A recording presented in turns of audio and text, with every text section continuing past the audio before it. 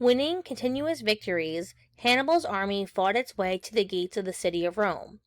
When Carthage's army got to Rome, it did not have the heavy equipment needed to batter down the city's walls. It could not get more supplies either, because the Roman navy controlled the seas. Unable to capture the city of Rome, Hannibal and his army had to roam the countryside of Italy, attacking various towns and destroying crops. They did this for 15 years.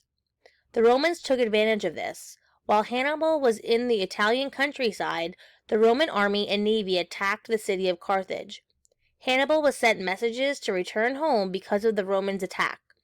Hannibal faced the skilled Roman general Scipio Africanus. This is when Hannibal lost his first battle and the war. The Second Punic War ended in 201 BC. Carthage agreed to pay Rome a huge sum of money and to give up its territories that were not in North Africa. This included Spain. Spain had many valuable resources such as copper, gold, lead, and iron. These all belonged to the Romans now. Third Punic War. Following the Second Punic War, there was a time of peace for about 50 years. Then, Carthage began to show signs of regaining power. To prevent this, the Romans attacked in 149 BC. This began the Third Punic War.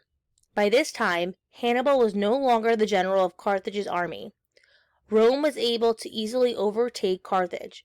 They burned every building in Carthage and spread salt into its fields so that nothing could grow.